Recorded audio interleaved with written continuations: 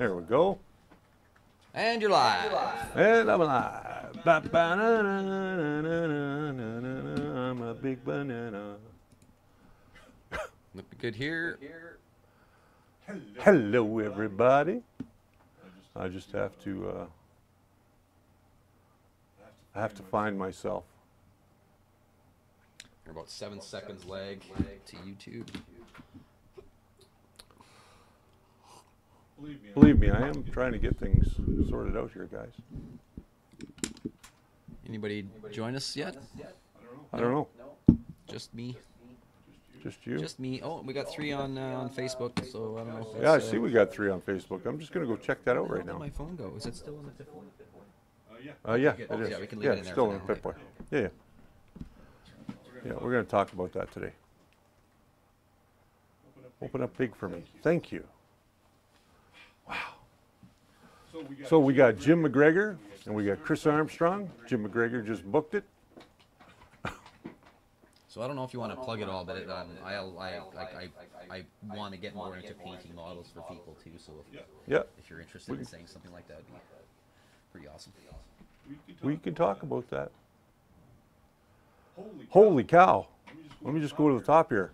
Hello, Richard and Frank from Distinctive Impressions over on YouTube.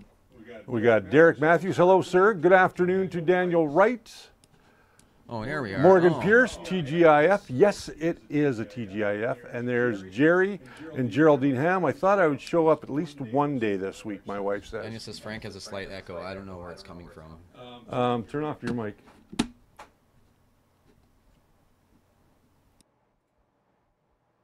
Check. Let me check over here. Check.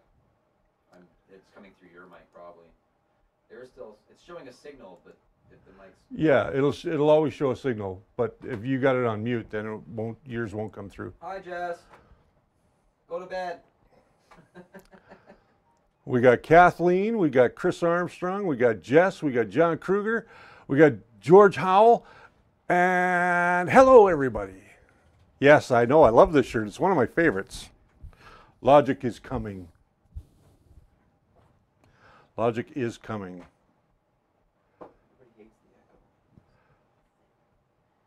Okay, so what do we got going here? So we've got glad to see you're feeling better, John Kruger says. I am feeling much better. My back still hurts just a little bit, but it's doing much better. So I had to wait 3 days for filament to show up as I ran out 75% into the job. When I got the filament today, I heated up the nozzle and then fed the filament. It started printing where it left off. Excellent. Contracted when it cooled and left. Probably like as it cooled overnight, it just sort of contracts a little bit. Then but it left a gap. Yeah. It would then leave a gap. Right? Yeah, you're absolutely right about that. Yeah. Okay, so we're at 131. Let's roll that intro. Zoo.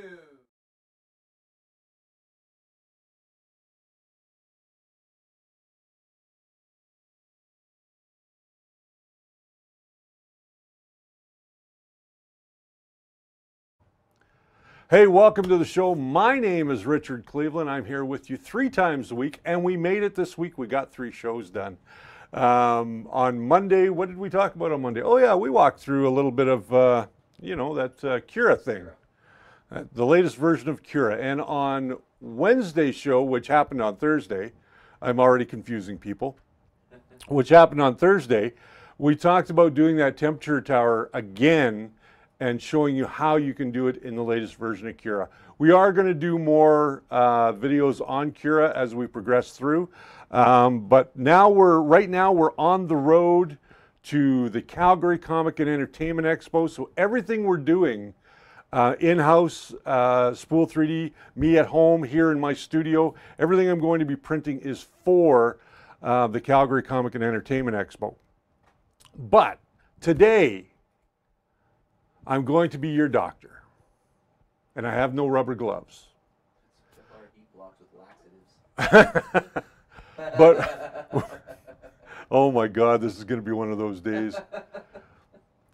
So here's what we're going to talk about today. We are going to talk about those nasty clogs and under extrusion. Why do we get them? What are some of the causes of it? How do we take care of it? What are the tools that we need to have to help us through those tough printing times? Thank you, Jason. I am doing much better. Roger Gagnon, hello, sir. Hello to Sergio, who is here with us. Just a quick thing, if you haven't checked out Sergio's work over at malix3designs.com, go and check it out. Okay. Before I answer everybody's questions, hold your questions, please. You're going to watch those while I get into what I want to talk about today. Okay, so this is a typical hot end. Let me go to my overhead camera. So this is a typical hot end. This is an E3D V6 clone. Why do we get blockages? Well, I'm going to show you a couple of things today as to why we get them. I'm going to explain through my crude diagram here on the desk why we get them as well. Here's an old heat block. You guys can see there. This heat block has got some issues, but we're going to talk about those issues. First and foremost, why do we get blockages? Sometimes it can be feeding just fine through the Bowden tube or feeding into the hot end. If you've got a direct drive extruder, it can be feeding just fine, but then it comes to this point and you may get some under extrusion, then it might start extruding again and you might get a little blobbing on the edge of your material, and I'm going to show you why that happens. You see all this black crud of old burnt up plastic? Well, that can happen on the inside of your nozzle as well. So I've got this crude demonstration here that I'm going to show you. What happens is over time, with this being heated, we start to build up particles on the inner wall of the nozzle and on all the way up to our heat break. So when we're pushing that filament through, what can happen is these particles can fall in down here, and then what will happen is as our filament is coming through, it gets stuck there, okay? And if it gets stuck there, what happens is you'll hear clicking in your extruder motor because it's trying to still push that material. And then what might happen is this could give way, and then you get a nice big blob of material that comes out because it's been forcing itself down into that area. And now the other reason that we get blockages, it's called heat creep. And that's when heat goes up through the block and goes past our cool zone. And let's say that this is our fins up here. It starts to migrate that heat up into this zone here. And if that should happen, what's going to happen is it'll cool off up here and then it'll cause a blockage. So if that happens, we have to get in there and get that blockage out of there somehow. So why that happens is because we don't have an adequate fan blowing enough air over top of our cool area. Okay, so that's one of the reasons. And this is a reason that's hard to diagnose right here, is when we start getting that crud buildup on the inside of the walls. Now, how do we take care of that? Well, what we want to do, and I'm going to use this one, not this one, but I'm going to use this one right here as our demonstration, because this is a brand new put together hot end. So one of the things that we can do is use a tool like this. Now let me see if I can get that into camera. So we're going to use a tool like this. What this is, surprisingly enough, is an acupuncture needle. And now you can buy them individually or you can buy them in a pack of 10 or 20 or ever how many are in this thing. And what you do with this is you drive that right up through that small orifice. Make sure that you get the right size. I can't see that. Look at that. Make sure you drive it up through that orifice and just go back and forth. Try not to touch the hot end if you can at all avoid it. And just go back and forth. You can tell this one I've used quite a bit because it's got buildup on it. and it's not going in all the way.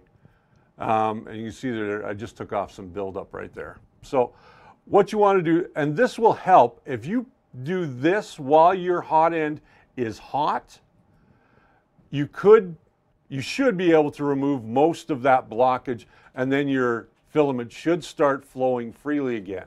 Now, if your blockage happens up here, heat that nozzle, keep that nozzle hot, and find yourself a piece of wire like this. That's about the same diameter as your filament, 1.75, and bring it in through the top. So we're going to bring it in through the top, and we're going to drive it all the way down into that section. And what that's going to do is it's going to push anything that is cool. It's going to start to push it through the nozzle and clear out that blockage. So if you've got a blockage up in this area, that means you don't have adequate cooling, and these aren't staying cool enough. Okay? So get yourself a tool like this, which again is just a piece of wire. This one happens to come with the Wanhao 3D printers, but you can get this pretty much at any, you can get a piece of wire like this at any hardware store. It's a pretty stiff stainless steel wire. So that's how we can get rid of blockages there. Now, another reason for under extrusion is the Bowden tube. The Bowden tube can get kinked. And if it's got a kink, this one has a kink in it. Let me see, can you see that kink in there? You can see, yeah, you can see it a little. You see that kink right there? Cover with your thumb, you can see it squished. There's a little kink right there. Now that kink goes all the way into this Bowden tube, which makes the Bowden tube a little thinner in that area, so your filament can get caught on it, especially if your filament is in those tolerances of plus or minus 5 or 0.05005 of a millimeter, whatever it is, whatever the tolerance is, it can get caught in there. And if it does, it will still continue to push through. However, it's going to slow it down. So what's going to happen is any material that you have left in here is going to come out, but then you might get a whole layer that doesn't extrude until it gets past that little kink in your Bowden tube. So be aware of that. Now there are new Bowden tubes out on the market, which are called the Capricorn XL. It's very low friction. There's the XL or the XS and the SL, I believe, are the two different ones. And the only difference between the two is one is a little bit more see-through, much like this type of Bowden tube is, and the other one is a solid color. But they are what's called a low friction, and the hole that is in the end of it, you guys can see there's a hole there. This is what we call 4-2 or 2-4 tubing, which means it's got a 2 millimeter hole on the inside, but it's got a 4 millimeter outer diameter. Now, with the Capricorn tubing, that hole is even smaller. So what happens is when your material is going down through it, because it's low friction, it has no place to get bound up and kinked. So just something to bear in mind. And how do you clean this out? Well, basically you've got to remove it from either end of the machine, where the hot end is and where your Bowden extruder is, and just pull out that piece of material and make sure that this is clear. And if you find a kink in it, I want you guys to replace it. Please replace it. Otherwise, you're going to end up with the same problems over and over and over again. Okay, this guy right here, here's a tool that everybody should have in their toolkit. This is just simply a soft brass brush. And why do we have this? Well, that's so we can clean off any crud on the end of our hot end. You'll heat up your hot end, you'll take your wire brush, and you'll just go in there and just clean up. Because it's brass, it's not going to damage the hot end. So go out to your local hardware store, get one of these brass brushes. I think I got this at Princess Auto. Here in Canada, down in the States, it would be, what is that big box store that everybody kind of goes to? I can't remember the name of it. Well, some of our US guys might be able to let us know. So that is a tool you want to have. You want to make sure that you've got something like this to poke up inside at the hot end, and I'm going to jab myself in the finger if I don't watch it. My eyes don't work as good as they used to. So you can get up in there and you can just clean that out, okay? And then something long and stiff, no jokes, that will go down through the top and clear out any debris that's in there. Now, one other place that you can end up with a problem is in the extruder motor. If your extruder motor is not feeding material properly, what's going to happen is this wheel is going to slip on the material. So what can happen is if this has got too much play in it, which I'm going to bust my fingernail if I do that. So let's just get something in there that we can jab in there. Well, let's just pull this right out. I need a screwdriver. Why is there never a screwdriver around when I need one? Okay. Somebody wants to know where you got those needles from. Doug, he was asking where you got the needles from. These acupuncture needles can be purchased. There we go. You can purchase these from spool3d.ca. So they're on the catalog in on Spool's website. Here's another thing. These are little drill bits. You can buy them in a pack of 10 or you can buy them individually. And you don't put them into a drill. Let me see if I can open. I always have a hard time opening these stupid things. There we go. There's a collection of different sizes in this. This goes all the way from 0.1 millimeters to 1 millimeter large. So if we go 1, 2, 3, 4 millimeters, this is the one we typically use.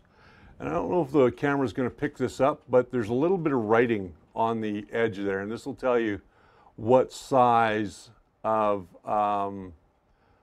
drill bit this is. And you can use this as well. If you don't have these, if you don't have any of these acupuncture needles, you can use this, and what you'll do is you will very, very carefully drill, using your hand, drill up into that hot end to open that orifice up just a little bit, okay? I forgot to mention these things. These things are also available on the Spool 3D website as well. So all this stuff I'm showing you today is readily available. If I can get, now I can't even get this thing closed. Look at that. There we go. So these are readily available as well. You can buy them in a 10-pack or you can buy them in individual sizes. Any other questions that Andrew Lawrence says, I'm a huge fan of an atomic pull for cleaning hot end, for clearing his ends. I don't know what an atomic pull is. Atomic pull is almost like what they call a cold pull. Let me go back to my camera. So an atomic pull is like a cold pull, and what happens is you heat up your hot end, and this one's really, really bad. I'll go back to the upper camera here for a second. This one, as you can see, we had leakage on this one and all kinds of nonsense. But an atomic pull is when you just get this hot enough to get this to barely melting, and then you just give it a good yank and you pull it right out. That's what an atomic pull is. I'm not a big fan of atomic pulls, and I'll tell you why, because they don't always clean out the inside of that, that nozzle end. But it can work. It does take a little finesse so that you don't break things, but that's one way of doing it. An atomic pull is another way. Yes, absolutely. Anybody else? I'm wondering myself, do you think an atomic pull would be better, it would be easier on a hot end, like a heated hot end, or on a cold hot end? Well, you would want it hot, wouldn't you? You still have to make it hot to some degree, but you're not getting it right to temperature, if that makes sense. You're not allowing your hot end to get right up to that 180. You're pulling it at about 120 or 130 degrees. That's when you're doing that atomic pull. That makes sense. Jerry says heat up the temperature allows you to cool it down to 90, then pull. So yeah, everybody's kind of got their own way of doing it. But that definitely is a way of doing it. Now you can see this one here we had some serious issues with.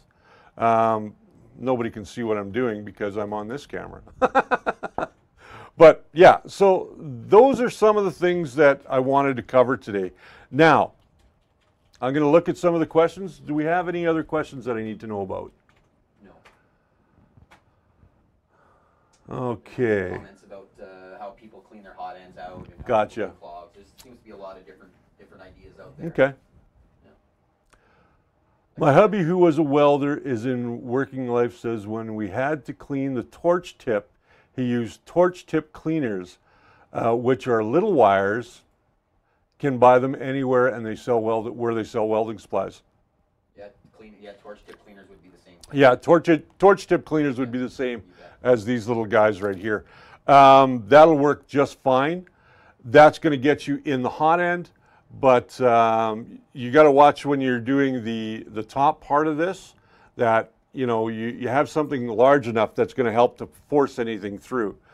The other scenario is if you're starting to get too much gum up in there, you're never going to see it. And this is why we run into issues with under extrusion, because it can free itself and then we can see it do some more layers just perfectly. Then it can miss a layer, and then it'll keep going. And a good example of that was, whose video was that, or pictures today that showed us that?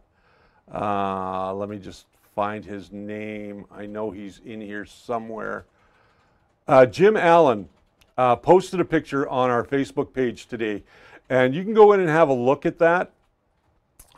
Jim experienced just what I was talking about, under extrusion, so it looked like it missed layers. And that, to me, that's a clear indication that there is something going on in the hot end. And he didn't know how many hours had been put on the printer or that particular hot end because he had bought it secondhand. And my suggestion is to him, replace your nozzle, get in there, give it a good cleaning, and that should solve any further issues with under extrusion for now. All right, so. John Kruger on Facebook yes. has a question there. Should explain also about Bowden tube being melted in the heat break. Does that happen? That does happen. Okay, let's go back to that Bowden tubing for a minute. Where did I put it? I threw it away. It was on my desk here just 2 seconds ago. Where'd it go? Well, somebody really needs to get a hold of me. Wow. I don't know what I did with the Bowden tubing. Anyway, Bowden tubing can break down, yes. Bowden tubing starts to break down at 240, 245 if you've got it in the heat break, and that is this portion right here. Let me unscrew this. I'll give you a really good look at it. I'll go back to my upper. Oh, come on. Of course, it doesn't want to let go. I think I've got another one in here. Yeah, I've got another one in here. So I'm going to go back here for a second. And you guys can see on this heat break, sometimes you have Bowden tubing in here in the throat. And what can happen is if you're printing materials that go over a certain temperature, PETG is a great example. If you are using a lined throat with a PTFE liner in it, that liner can break down. And if that liner breaks down, you can run into some serious issues. It can also cause clogging, where little pieces of the Bowden tubing will start to break off over time. I hope that answered your question. So watch your temperatures. Make sure that you're using temperatures that are for the material, and make sure that when you are going to get into higher temp materials, much like PETG, which has to be printed at right around 235, 240, 245, depending on the manufacturer, that you make sure that you have an all-metal throat. I always recommend an all-metal throat regardless, because it puts you one step above what you got with your 3D printer. And then it allows you to start getting into more materials.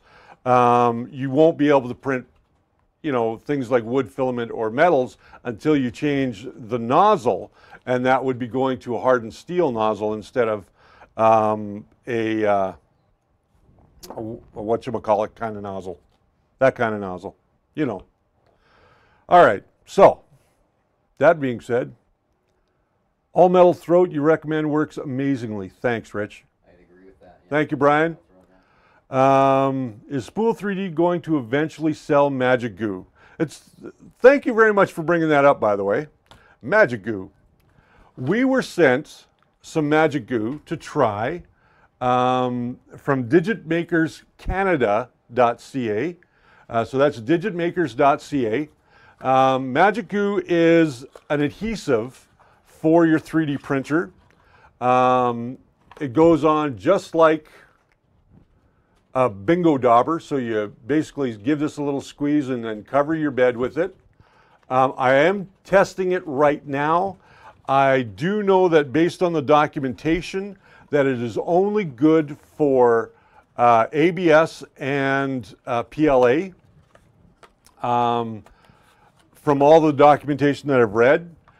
Now, will we be carrying it? We don't know yet. We are thinking about carrying it. If they do, then I will be the first to let you guys know that it is coming. But right now you can get it from digitmakers.ca. And I will have my full review of this fairly soon. Speaking of Magic Goo, there's a contest going on, and James Franks, I got to give a shout out to him. He's got a contest going on where he's giving away some Magic Goo. So go and check out Jim Franks. You know him. He's a member on our Facebook group. And James Franks, pardon me, not Jim. Yeah, Jim. Jim Franks. Yeah, right there. Yeah. So Jim, he's got a contest going on right now. You'll have seen it on our Facebook page. Go and become a subscriber to his channel. And he's got some good information. I think he's doing really well. So where's the best place to buy a printer in Canada? Roger Gagnon says. Spool 3D. Spool 3D. Speaking of Spool 3D, it's time to give them some love. So if you need printers, filaments, or any accessories or spare parts for your 3D printer, be sure to hit up Spool 3D and print it right. Print it with spool3d.ca. As I said, they got everything that you need, including being the only Canadian service center for Creality products in Canada. Thank you to spool3d.ca for their help. Who else do I got to thank? Okay. What else do I got to talk about? Is that pretty much it? Maker Mike's on YouTube says, I keep getting a clog between the nozzle and the throat where they meet up currently using a Swiss all-metal hot end. Have checked direct check, still seems to be called, but still keeps clogging between the nozzle and the throat. Okay, I can tell you right there, is it in the block itself or is it further up the throat? Because if it's further up the throat, you've got a cooling issue and you're getting heat creep. That's usually the problem.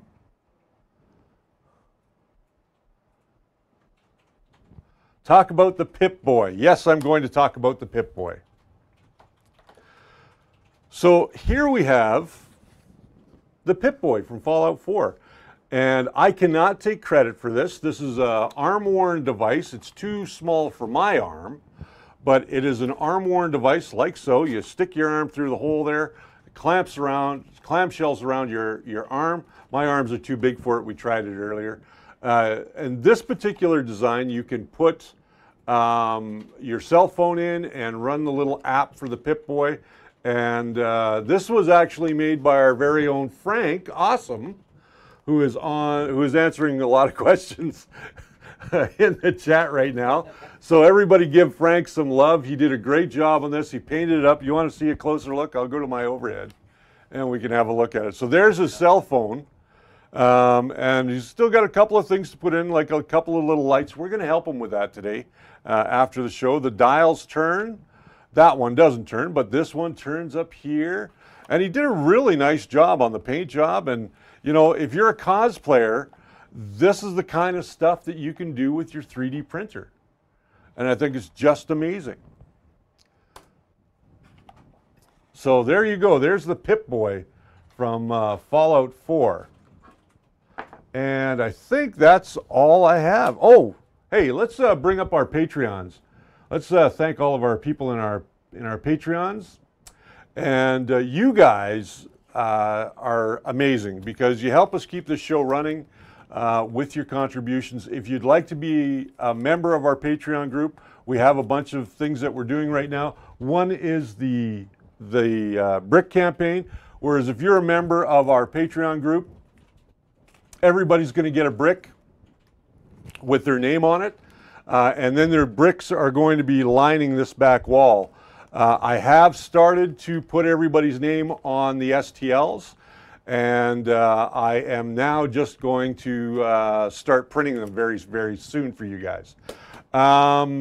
So if you want to help support the show, you can do so through Patreon at patreon.com/thefirstlayer, and it goes a long way to helping us out. Or if you're not into that monthly commitment, that's fine too. We also have Buy Me a Coffee. So if you enjoyed today's content or any of the content that we do, you can just simply go to buymeacoffee.com/thefirstlayer and buy me a coffee. That goes a long way as well. So it helps to get new things that we need for the studio, helps us to go to different events, and bring you guys some great coverage. So thank you again to everybody who has been on Buy Me a Coffee and Patreon, and I look forward to your continued support. And I look forward to bringing you guys more and more great content as we move through. So Monday, here's a little preview of what you're going to see on Monday. And you're probably wondering, is that a dog biscuit? It looks like a dog biscuit. It is not. It is the other half to this handle. This is the handle. I know it looks like a dog biscuit, doesn't it? I printed this in wood PLA, the wood PLA that comes from Spool 3D, and this is going to go on my DL44, which on Monday we're going to put together here on the show, provided all the pieces are printed. And that, if you don't know, is Han Solo's blaster from A New Hope. So we're going to start with that. That's the first big project we're going to start with for our road to the Calgary Comic and Entertainment Expo, which happens between the 26th and the 29th here in Calgary. If you haven't got tickets, make sure that you get tickets for that. We are going to be in booth number 202. We're in booth number 202. When you come in, you can find us. Hey, there's Doug C. Thank you, sir. My wife says, I need Groot. I need Groot. My wife is telling me I need Groot. She needs Groot. Well, good thing she knows somebody who does 3D printing. There you go. She knows lots of people that can do 3D printing now. But with that said, you guys, I can't thank you again enough. It is the end of the week. There is no show on Friday next week because it is Good Friday. The store is closed. If you guys want me to do a show from home, like just have a impromptu kind of hangout next Friday, just put it down in the comments. Say hell yes or give us a thumbs up or something. Let us know if you want us to do a show next Friday. Otherwise, I'm going to enjoy my time off.